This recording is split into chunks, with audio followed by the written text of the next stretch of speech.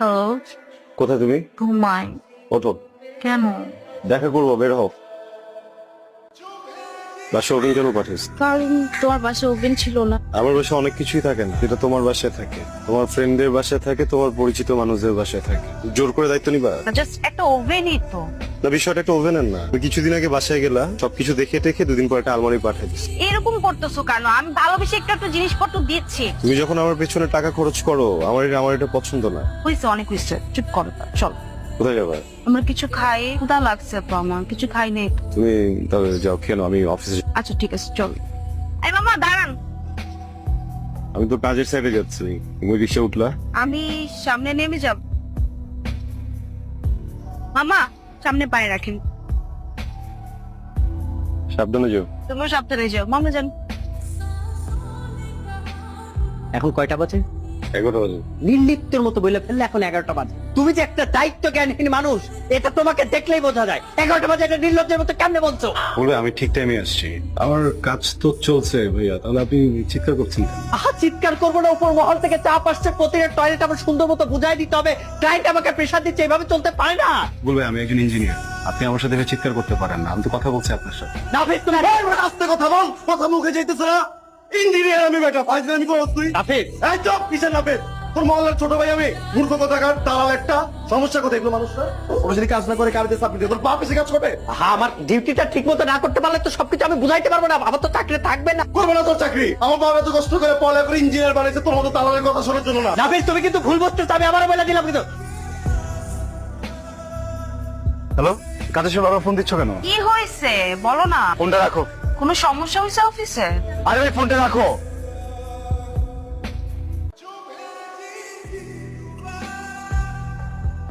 একটু বাজে বিহেভ করে ফেলছি না? আমি খুবই সরি। আসলে ওই প্রজেক্ট ম্যানেজারের সাথে অফিসে খুবই বাজে রকম একটা সিন ক্রিয়েট হয়েছে। আমি চাকরি ছেড়ে দিয়েছি, বুঝছো? বের হচ্ছিলাম, এমন সময় তোমার ফোন আসছে, আমি তার রাখতাই তোমার উপরে। আমি খুবই সরি শাহিন। সত্যি মন খারাপ তোমার? মন খারাপ হবে কেন? একটু বিরক্ত, কিন্তু তারপরও খুব স্বস্তি বোধ হচ্ছে, বুঝছো, যে ফাইনালি একটা সিদ্ধান্তে আসতে পেরেছেন। ভাবছি একটা ফার্ম দিব।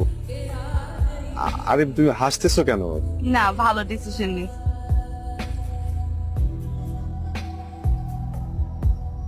স্বামীর ব্যাপার বলছি, আমি কিছু নেবো না। এটা জামা কাপড়ই তো, এরকম করতেছো কেন? এখন তো খুব মেজাজ খারাপ হবে। একদিনে মানুষ কতবার মেজাজ খারাপ করে? ঠান্ডা হও, রিল্যাক্স, চিল। Excuse me. এতগুলো টাকা শপিং করার কি দরকার ছিল? তোমার আমাকে দেওয়ার ইচ্ছে তো। কখনো যদি খুব প্রবলেম হতো আমি তো তখন চাইতাম। তুই এরকম করো না প্লিজ, কিসকিস করা বন্ধ করা হোক। Come on. হ্যালো? শামিল, আমার ফোনে কিছু টাকা আসছে। না তো, কিসের টাকা? এই পৃথিবীতে এমন কেউ নেই যার কাছে আমি 50,000 টাকা পাই, আর এমন কেউ নাই যে আমাকে 50,000 টাকাও দিবে, একমাত্র তুমি ছাড়া। পাঠাইনি। আমাকে সত্যি সত্যি একটু বলবা টাকাটা তুমি পাঠিয়েছো কিনা? শুধু শুধু মেজাজটা খারাপ হবে এবং এটা সিরিয়াস হবে। শামিল, তোমার না টাকা লাগবে, ওই জন্য আর কি দিয়ে রাখলাম। আমি কখন বলছি তোমাকে আমার টাকা লাগবে? আচ্ছা বাবা, রাখো না টাকাটা, এরকম করতেছো কেন? ভাবলাম দিয়ে রাখি। আমি ফোনটা রাখতেছি। হ্যাঁ, আমাকে ফোন দিও না এখন।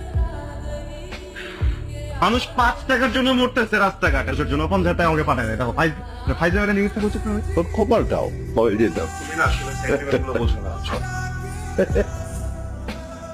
কি কথা বললো। কি বলবো? মেজাজটা খারাপ হয়েছে, ইচ্ছা করতেছে না কথা। সবসময় তো সিরিয়াস কেন?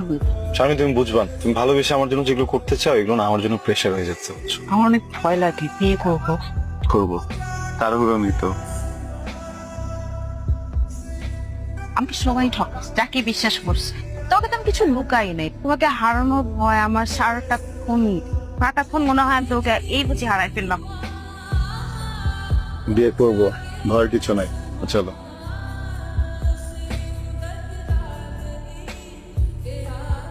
আচ্ছা তুমি কোথায়? বাসায় নাকি বাইরে? আমি ফারুকের সাথে একটু কথা বলছি, সমস্যা নেই, বলো। আমি তোমাকে বললাম না যে আমার পরিচিত একটা ফার্মে আমি কন্ট্যাক্ট করব, তো ওরা তোমার সাথে কালকে মিট করতে চাচ্ছে। আচ্ছা ঠিক আছে, ফোন দিচ্ছি পরে তাহলে।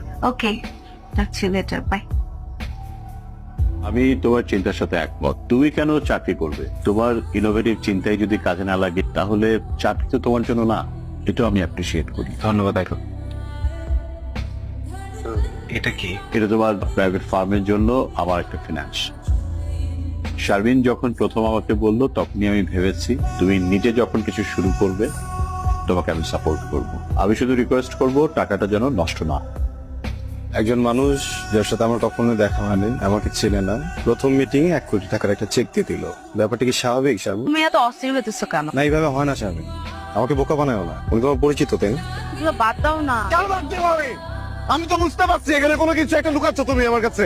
কথার উত্তর দাও। আমার চাচু। তুমি না আরেকবার প্রুফ করে দিলা তোমার চোখে আমি একজন অযোগ্য মানুষ। না না, কথা বলো একদম। আমি গরিব, তোমাদের মতো এত টাকা পয়সা আমার কাছে নাই, আমার বাপের কাছে নাই। আমার জীবনে প্রত্যেকটা মুহূর্তে, প্রত্যেকটা সেকেন্ডে তুমি আমাকে এটা বুঝাও যে আমাকে দিয়ে কিছু হবে না।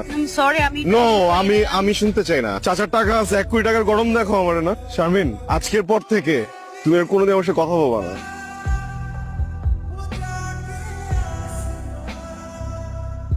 এই জামানায় এরকম কেউ তোকে ভালোবাসবে। ভাই, আমার ভালোবাসা আমার দরকারও নেই। এই ভালোবাসাতে আমি কি করবো বলো? আমি নিজের মতো করে কিছুই করতে পারছি না। তুমি বসো, আমি ফোন আজকে দিল, আমাকে দিও না।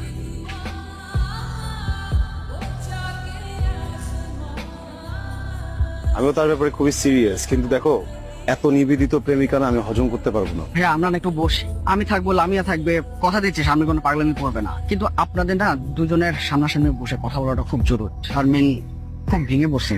তুমি যাও, গিয়ে ওর সাথে কথা বলো, আমি আসবো। থ্যাংকস। বসো বসো। ঠিক আছে ভাইয়া, তাহলে কথা বলা অন যাও। এই লামিয়া চাই। কাজে কোথাও যেতে হবে না, বসো। তোমাদের ফ্রেন্ড নিশ্চয়ই তোমাদের সাথে সব কথা বলছে। আমি আমার জায়গাটা একটু ক্লিয়ার করতে চাই। দেখো, সম্পর্কটা তো মেলা দিনের, এটা নিয়ে নতুন করে বলার মতো আর কিছু নাই। আমি আসলে সম্পর্কটাই আর রাখতে চাচ্ছি না। ওঠার ডিসিশন তুমি নিতে পারো না। ওটার ডিসিশন নিচ্ছি না। তুমি সম্পর্কটাকে এই পর্যায়ে নিয়ে আসছো। আমি যা যা করছি, যা যা করি রিলেশনশিপে, সব আমাদের ফিউচারের কথা চিন্তা করে করছি। নাপি, তোমার ভাব নেই, আমার শারমিন, আমার জীবনের সব থেকে সুন্দর মুহূর্তগুলো তুমি আমাকে দিয়েছো। বিশ্বাস করো, আমি তোমাকে অনেক ভালোবাসি শারমিন, কিন্তু আমি নিজেকে হারাতে চাই না। তুমি আমার সাথে যোগাযোগ করো না শারমিন। ভালো থেকো।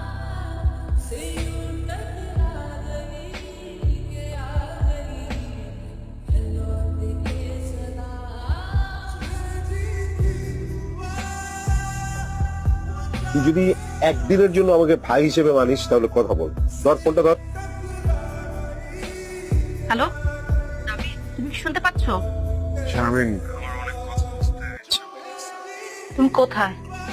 ওকে নাফিস, কি হয়েছে? শারমিন, আমার বুকটা অনেক ভারী হয়ে গেছে। আমি ভার নিতে পারতেছি না। তোমাকে একা ভার নিতে কে বলছে? আমি আছি না। তুমি আমাকে কখনো ছেড়ো না। I love you too. I love you more.